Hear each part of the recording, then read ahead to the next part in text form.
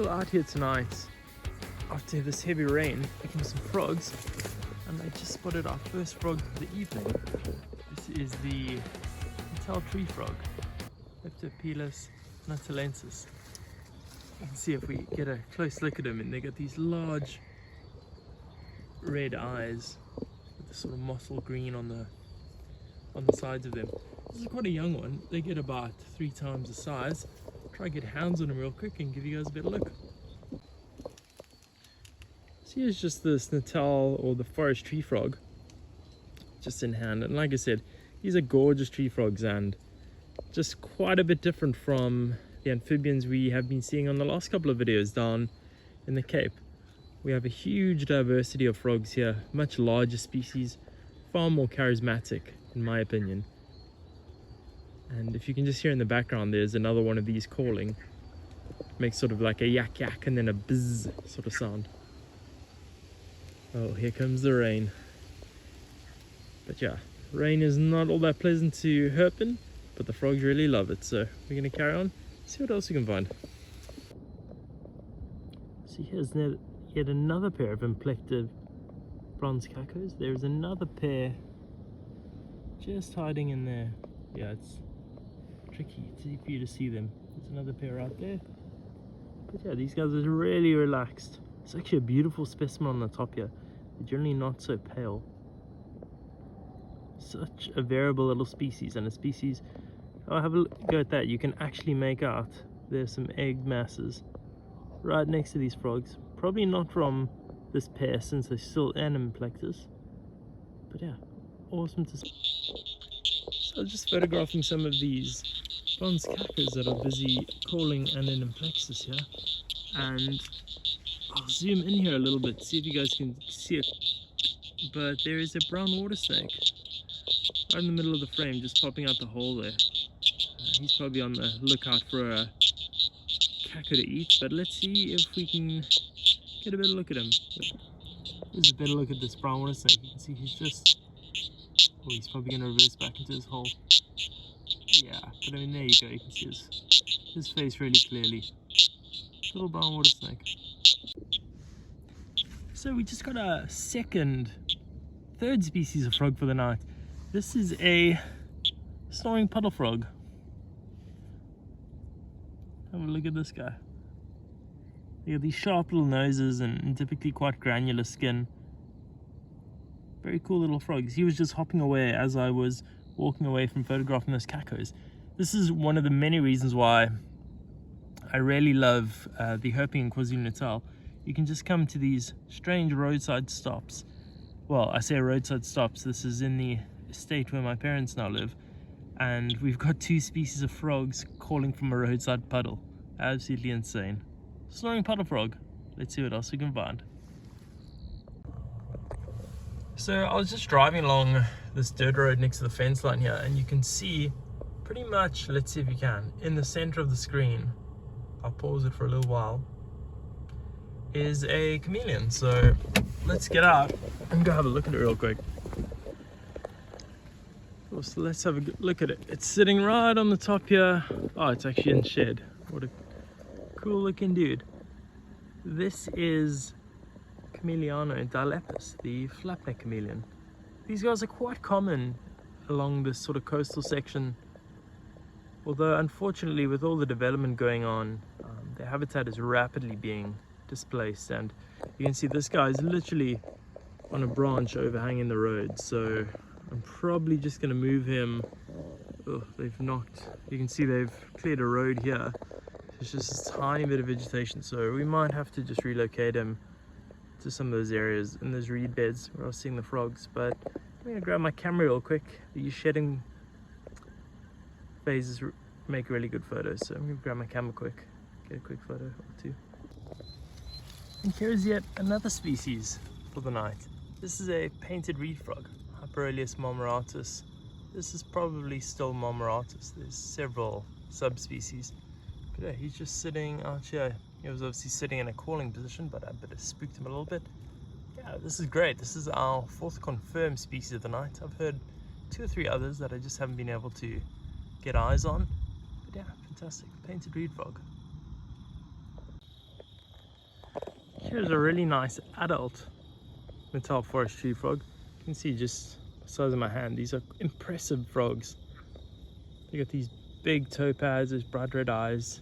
Yeah, it's just a nice big adult male calling for a mate after all this rain. Nice one.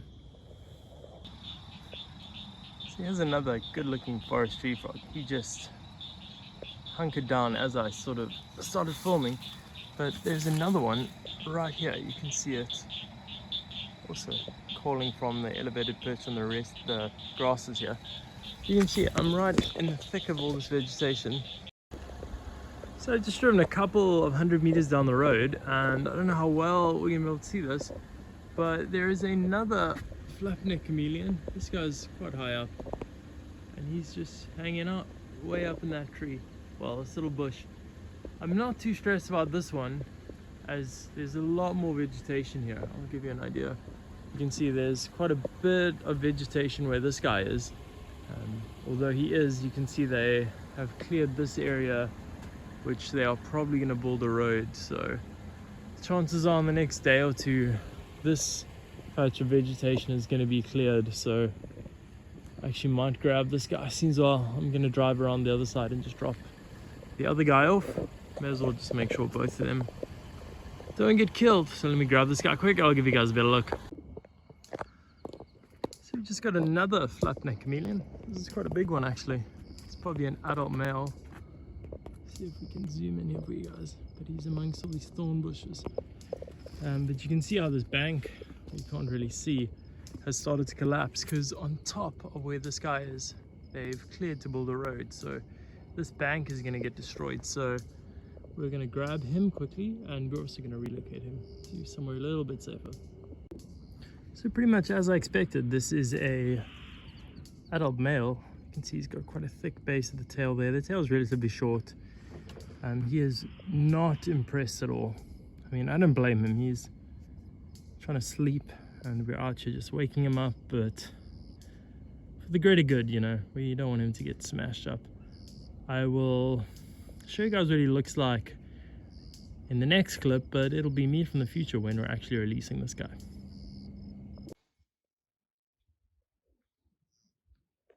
So here's just the release of this adult black-necked chameleon. This is an adult male, just from the one we got on the roadside cut. So you're seeing this as it happens. This is the next morning, and like I said, I just wanted to release it somewhere safe where it wasn't totally going to get destroyed when they bulldoze all that land.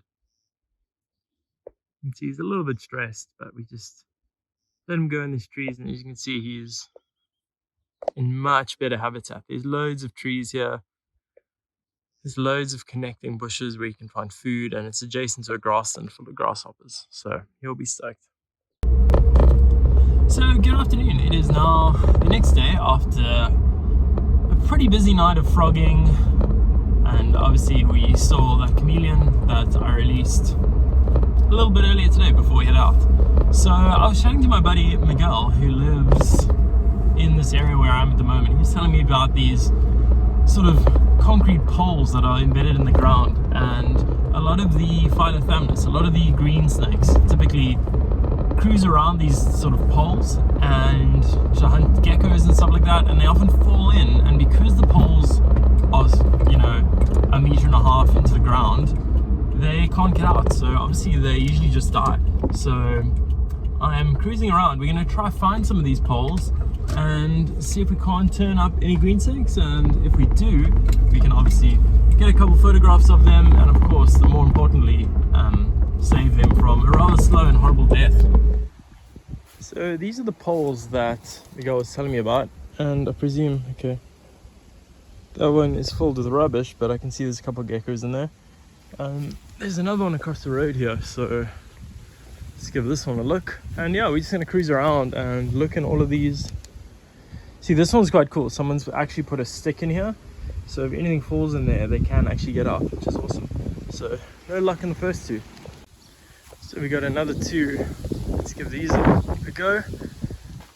I've just got carrying my tongs around just in case we need them. This one's really dark. I'll help if I turn my light on. A couple of geckos, some trash in the bottom. Oh, there we go. Can you guys see? Let me zoom in here. We have our first snake. That looks like a spotted bush snake. Let me see if we can get him out.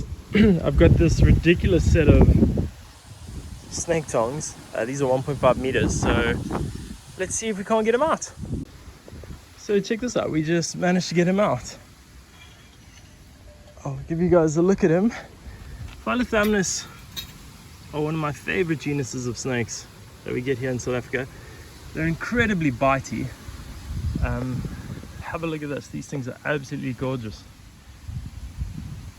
You can see he's a spotted bush snake. He's got these black spots all over him, variegations, and you can't quite see just because of the sun, but he's got beautiful orange iris.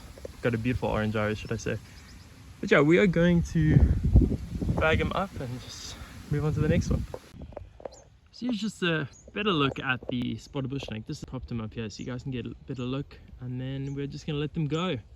Just in an area that's quite well vegetated, so hopefully they don't land up back in those concrete tubes or being killed by someone who thinks they're dangerous, which is usually the case. Spotted bush snake, have a look at that orange iris, one of my favorite species of snakes. As common as they are, always gotta like a good little spotted bush snake. But yeah, we are gonna carry on. I'm gonna snap some pictures while this guy's sitting still for a bit. So we just got another one. Sorry about the wind noise, not much we can do about that. There is a couple of geckos in here and some bugs, but no snakes.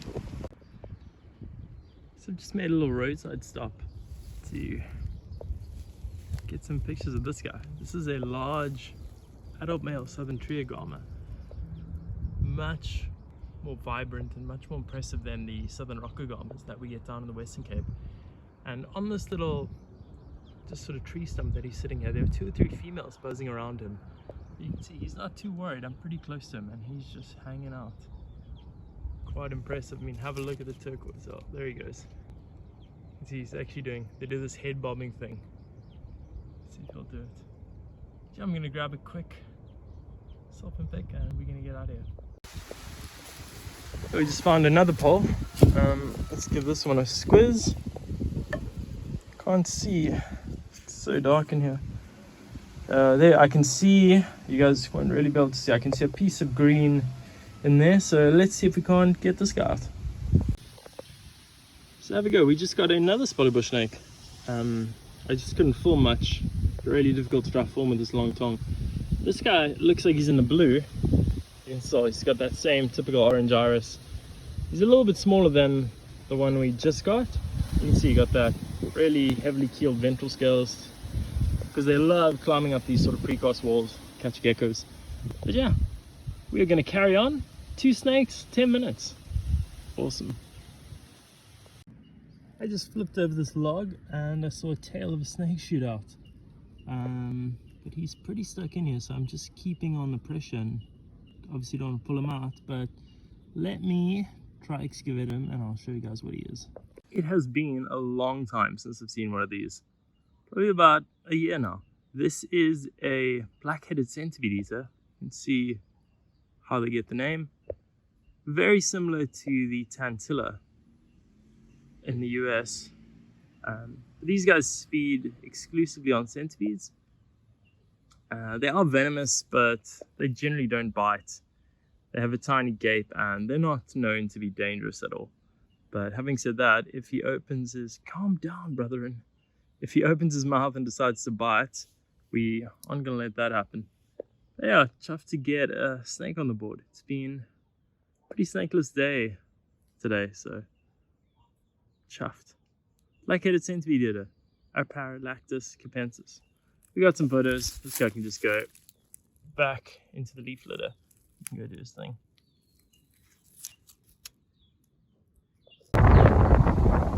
So again, apologies for the wind, but I'm pretty much just stopping at each and every one of these. Let's see if I don't get my eye poked out. There you go, we have a green snake. I need to zoom in because I can't see what it is. I'm looking through the phone. What have we got? What have we got? Ah, it's a spotted bush snake. Shame, man, this is like the 3rd one. So let me get my tongs and we're gonna get this guy out. Cool, so we're gonna try record and catch the snake. I got my tongs. So we're gonna pop it. Ow, this bush is so spiky. Okay, there's the snake. This tube is not as deep as the others, so it should be quite easy. I said that, and he's just gone under all this trash. Cool, so I managed to get him right through the top here. He's almost coming out. He's just on a little ledge here. But there you go.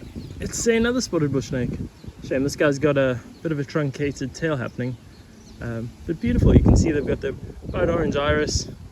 Top sort of 2/3 of the snake, or top third of the snake is black and green, and the last 2/3 are plain green. People often think they're different snakes. But yeah, we're gonna grab this guy, let this tube go. See, here's the smaller bush snake of the two. This is that one with the truncated tail.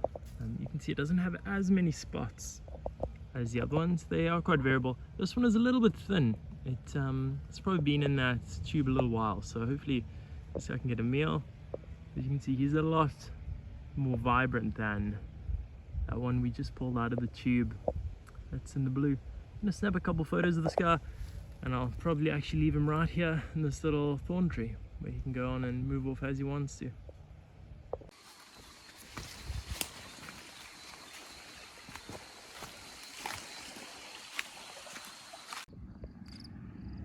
So we got another herp of the day. This is a snake-eyed skink. This is a male in their quite typical breeding colors. You can see how red it is under the belly, and you'll see the one from a little bit earlier was just quite plain and uniform. Obviously a lot bigger than this one, being a female. This is a little male. Nice to see these little guys zooting around here.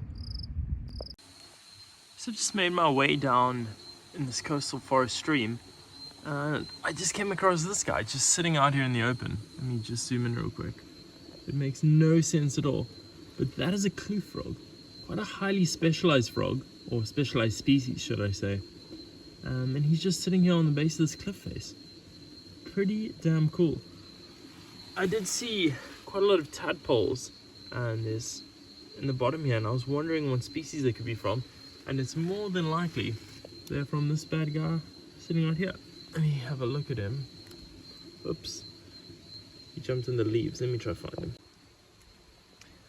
So have a look at this. I just discovered a kloof frog nest. Just put my hands behind so I can focus. So this is from the kloof frog, which we've seen in one of the previous videos. But a really interesting adaptation is they lay these clumps of eggs elevated above a water source. As you can see, the water little puddle is right below there. And when the tadpoles start wriggling and start growing a little bit, you can see they're still really small. These probably are only a couple of days old. The tadpoles then wriggle free and they fall down and continue their tadpole development in the puddle below. Super interesting. So let's give it a bash and see if we can't find any adults, because they should be around.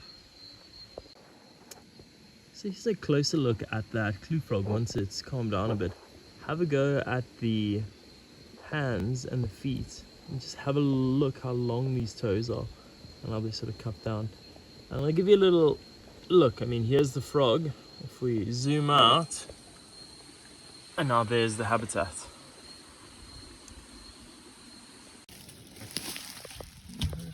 Another thread snake.